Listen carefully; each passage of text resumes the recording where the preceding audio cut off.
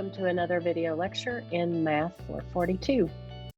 In the last few videos, I gave you some examples of problems where you've got a stiff ODE or a stiff system of ODEs. And now I'm going to go through and talk about what's happening and how, given a particular ODE or given a system of ODEs, how might you actually recognize that you're dealing with a stiff system? Because for right now, we're giving you examples so that you know the answer before you get started. In reality, in practice, you have to kind of guess as to whether or not the system you're working with is actually a stiff system and that you might actually need to do something to be sure that your information coming out of your numerical method is reliable. So let's get started. Section 8.1 is really talking about the fact that anytime you are applying a numerical method, any finite difference method is always introducing errors. Remember that you've got local truncation error at each step. And that local truncation error acts as a perturbation that moves you away from one of these smooth solutions. If you think about the graphs that you just saw in the previous videos, that means that you're not really following that smooth trajectory. You're bouncing around a little bit above or a little bit below that smooth trajectory with every individual time step.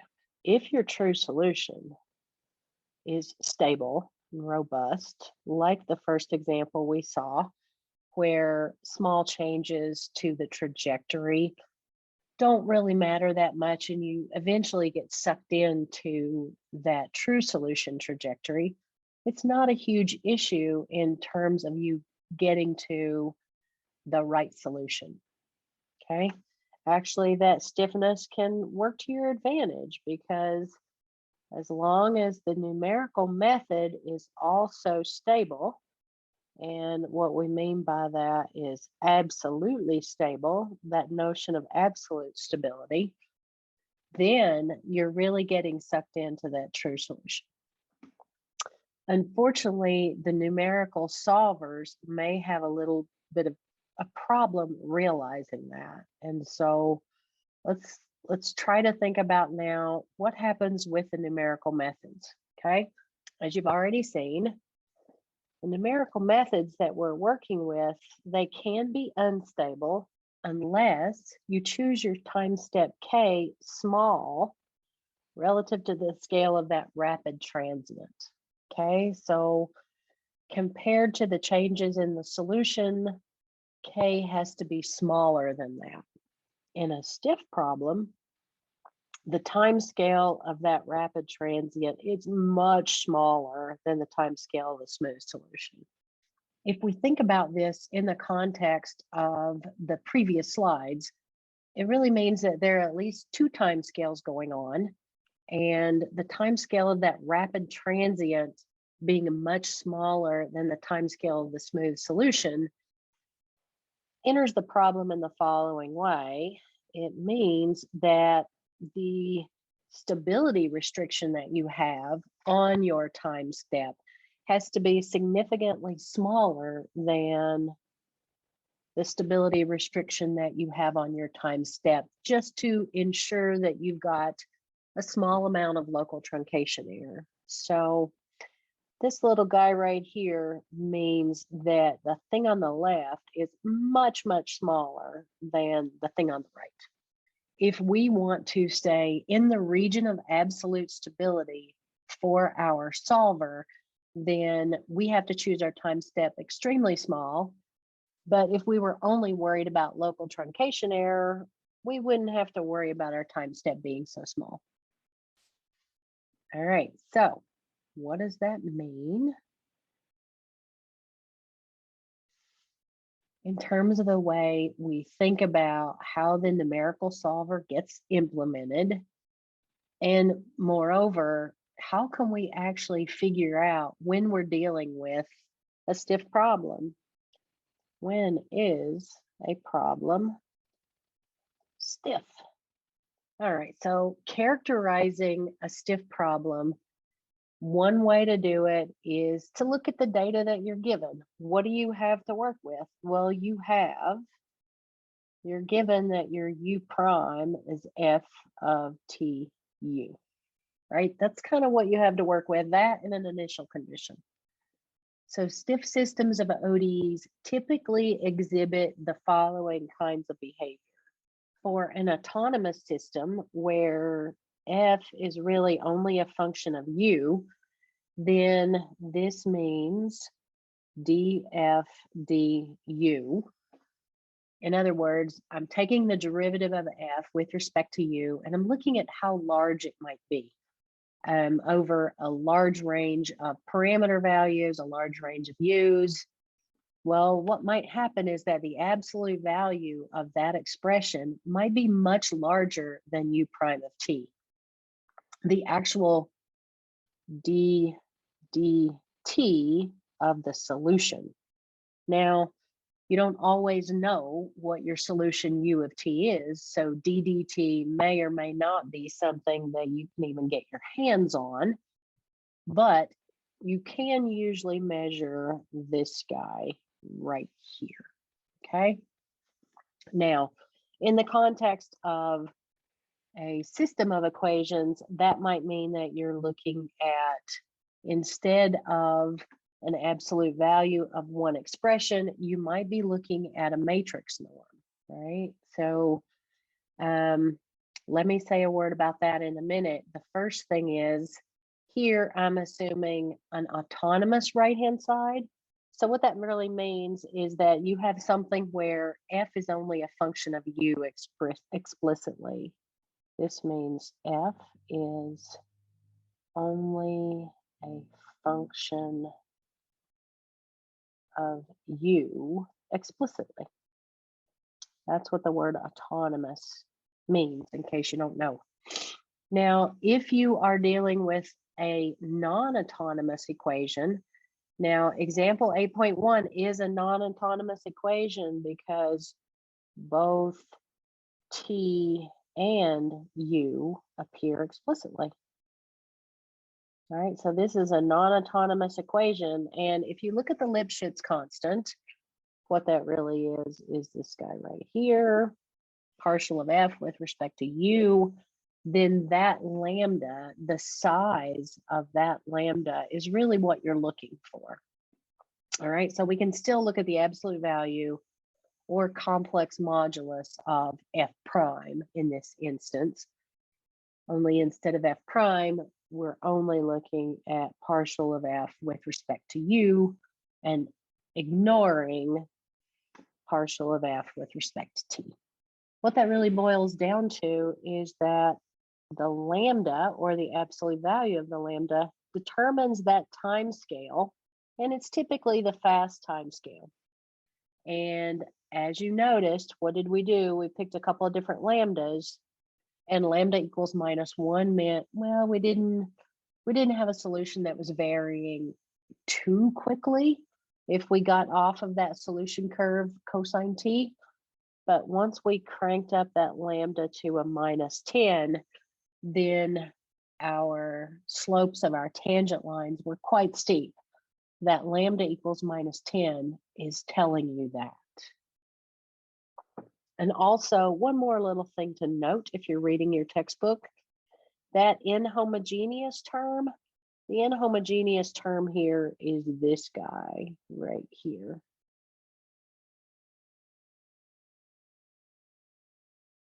Right, so inhomogeneous term is minus sine t.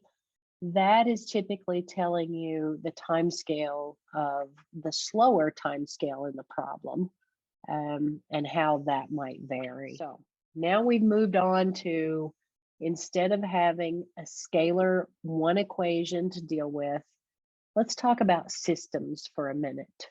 When you're thinking about a system of ODEs, think about that chemical kinetics problem that we were just looking at in the previous videos. You had 3 equations, 3 unknowns.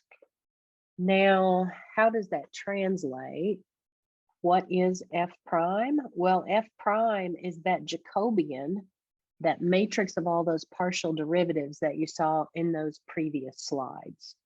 All right, so definitely check out the slides from section 7.4 if you're looking for the actual formula for the Jacobian. That's where you can find it.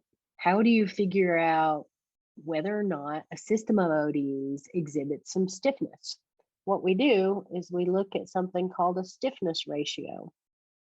What that really means is we've got a large range of time scales. That's what we're specifically looking for. And the stiffness ratio, you can get it by computing, here we go again, eigenvalues of your Jacobian. All right, so let's call them lambda 1 through lambda m. Now we're assuming that we've got a full set of eigenvectors so that the eigenvectors create a basis of our range space. And that's diagonalizability for those of you who know the term. The stiffness ratio is defined to be the following. If I look at the max of the absolute values of the eigenvalues, lambda 1 through lambda p, and then I take the ratio of that with the min, then that is what we call our stiffness ratio. For those of you who have had Math 441, this might seem a lot like a condition number, and in fact, it is very close to that condition number, only now we're thinking about eigenvalues instead of singular values, but it's a very similar idea. One little assumption here, pay attention to, this is assuming that our matrix is non-singular. For that chemical kinetics problem that we were working on, the matrix actually was not non-singular. It was actually singular because it had a 0 eigenvalue. So let's go down here and make sense of that just a little bit. You can go back and check out exactly the details of it in those slides. Section 7.4 slides, again, check them out. The eigenvalues of this matrix were minus K1, minus K2, and 0.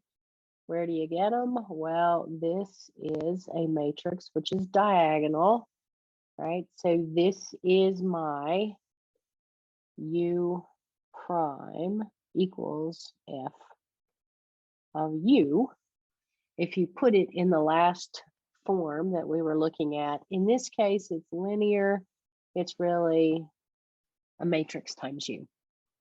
And that matrix, if you look at those eigenvalues, like we said, right up here, the Jacobian for a linear system is simply the system matrix for a linear system of this form right here. Then what you do is you take a look at those eigenvalues. And now in this case, the minimum eigenvalue is equal to 0. If we look at our stiffness ratio, really based on this definition up here, where you've got a max and a min, then the min on the bottom is actually equal to 0. That's kind of an issue. So we don't really use stiffness ratio of plus infinity. A better measure of actual range of timescales is just to use the following. Take the max and the min of the real parts of your eigenvalues, where for the min, you just ignore any eigenvalue which has a real part that's equal to 0. That is the expression which really describes the ratio of the component of the solution that's most rapidly damping, if you like, dying out to 0 or dying out towards the underlying true solution. And it's comparing with the component that's actually most slowly damping. So this is the best measure that we've got, at least in this textbook, of the actual stiffness ratio. And it's just in terms of the eigenvalues of your system matrix up there. Or in the case of a nonlinear problem, the eigenvalues of a Jacobian matrix associated with a nonlinear problem. Now, why would you say this? Why is this the measure that makes sense the most? Whether you've got a linear system to begin with, or you've linearized your nonlinear system about some equilibrium, you end up with some u prime equals AU. And remember that the solutions to that expression look like this guy. And we have derived this in chapter 5. So take a minute, go back and look if you need to. You can see also some more of this in your notes from section 7.4. Remember, these guys are vectors of numbers, right? All numbers. And the C's are also numbers. The actual expression which is driving the bus in terms of time is this term right here, e to the lambda I times t, as we mentioned before. So now if lambda is any complex number, Euler's formula gives us this, right? E to the lambda p times t is e to the a plus bi times t. Here is a little Euler's formula. If you haven't taught Math 274, go back and look at it. Basically comes from e to the I theta is cosine theta plus I times sine theta. Now, when you apply Euler's formula, then what that means is that this eigenvalue is responsible for two things, really. This part is telling you about oscillatory behavior of your solution associated with whichever one of these we're thinking about. Say we're thinking about this guy. Then the cosine and sine terms talk about the oscillatory behavior of the solution. This term right here is actually the part that describes the magnitude of those oscillations. All right, so in this case, once you know how big those oscillations are, that's the thing that's going to tell you how much you're going to have to worry about small errors in your ODE solver turning into rapid changes in your solution because of a term like this. Here, A is the real part of that lambda p. If it's the case that that is negative, then what's going to happen? Well, it's going to get sucked into the solution. And the larger that expression is in absolute value, the quicker the decay happens. Okay, so that is why you have this notion of stiffness being based on how large and how small, or what kind of range you have of those real parts of those eigenvalues. So here's your stiffness ratio that you should be paying attention to. Let me write it here. Here's a comment. A problem may be stiff over a certain time interval, but not stiff over others. You're going to need to read in your textbook for this. But here's the idea, and I went through this in the last set of videos. Here's that chemical kinetics problem again, with various choices for your reaction rates. So right now, your reaction rates here in this picture are K1's 3 and K2 is 1. So you have eigenvalues of -3 and -1 and 0. This is not really a stiff problem. All of the solutions are varying on pretty similar timescales. But when we look at example 8.2, where we crank up one of those rate constants, then you have different parts of the timescales are affected differently by different parts of your solution.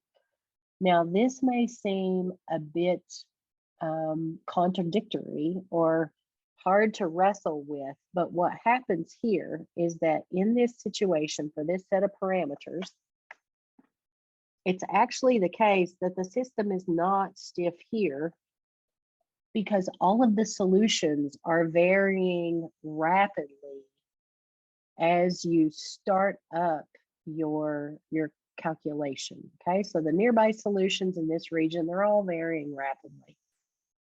So then when you get to this piece of the solution, then what happens is some parts of the solution are varying slowly, as you can see here, but, or I should say, the true solution is varying pretty slowly, but a nearby solution is still rapidly varying.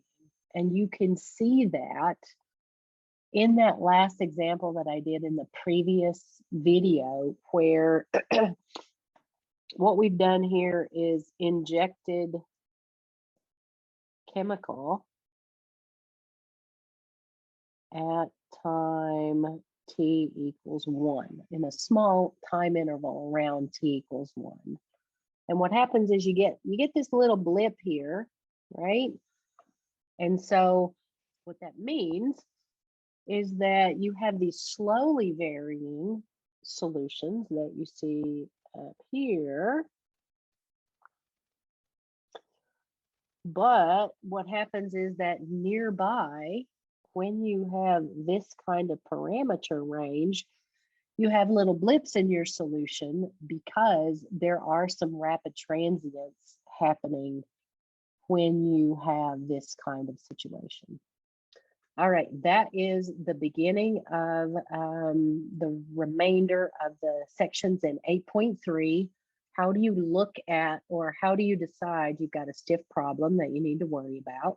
And hopefully this video gives you some ideas of how to look at your problem, your u prime equals f of u, or f of t comma u.